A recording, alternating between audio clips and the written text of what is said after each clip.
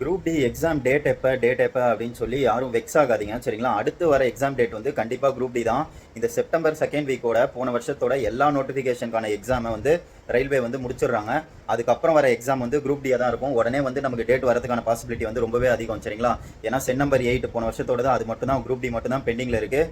இன்னமுமே வந்து நிறைய பேர் வந்து படிக்க முடியல, கண்டினியூஸாக வந்து படிக்க முடியல அப்படின்னு சொல்லி வெக்ஸ் ஆகுறீங்க.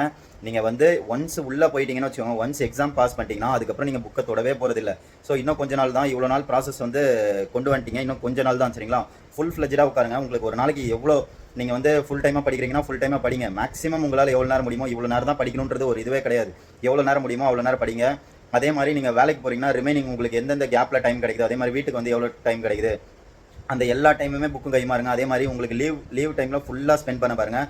வேலைக்கு போகிறீங்கன்னா உங்களோட ட்ராவல் டைம்லாம் இருக்கும்ல, அந்த டைம்லாம் சும்மா ஃபோனில் அப்ஜெக்டிவ் பார்க்குறது இந்த மாதிரியான இதெல்லாம் பாருங்கள் சரிங்களா.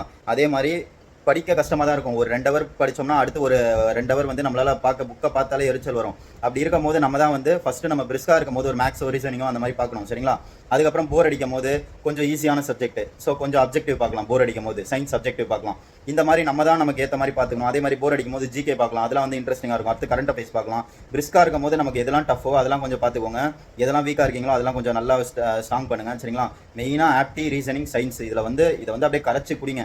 இதுக்கப்புறம் கூட டைம் இருக்குது. 1 மந்த் கூட நீங்கள் வந்து உங்களோட 100% எஃபர்ட் போட்டிங்கன்னா ரிசல்ட் எதிர்பார்க்கறதுக்கான பாசிபிலிட்டி ரொம்பவே அதிகம். அதே மாதிரி இந்த 32,000 வேகன்சி வந்து ரொம்பவே பல்க் வேகன்சி, மிஸ் பண்ணிடாதீங்க திரும்ப. அதனால தான் நான் வந்து இது ஒரு அவேர்னஸாக இருக்கட்டும், ஒரு மோட்டிவேஷனாக எப்படி நீங்கள் எடுத்துக்கிறீங்களோ இல்லை, திரும்ப இந்த குரூப் டி பற்றி அதுக்கு தான் வந்து நான் பேசிகிட்டே இருக்கேன். 32,000 வேகன்சின்றது ரொம்ப பெருசு. ஃபியூச்சரில் வந்து பார்த்தீங்கன்னா ஐடிஐ முடிச்சவங்களுக்கு மொத்த வேகன்சி, நிறைய வேகன்சி ரிசர்வேஷன் கொடுக்கறதுக்கான பாசிபிலிட்டி அதிகம். இந்த வாட்டியே வந்து அதுக்கு தான் வந்து நிறைய கோர்ட் கேஸ்லாம் போயிட்டு இருக்கு. ஸோ இந்த வாட்டி லாஸ்ட்டாக ஒரு ஆப்பர்ச்சுனிட்டி இருக்குது, யூஸ் பண்ணிக்கோங்க மக்களே. எப்படி படிக்கணும்னு தெரியலனா நம்மளோட ஆப் போங்க.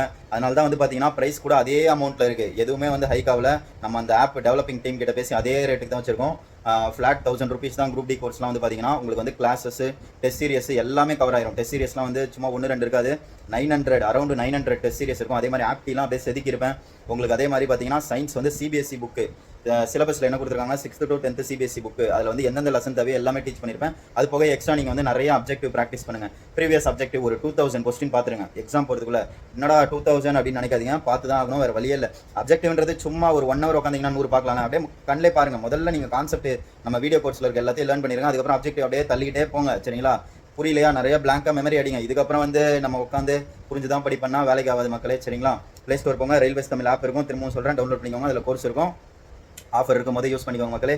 அடுத்த ஒரு வீடியோவில் பார்ப்போம். Bye bye, take care. Further அப்டேட்ஸ்க்கு நம்மளோட ஐடியா ஒரு ஃபாலோ போட்டு வச்சுக்கோங்க மக்களே.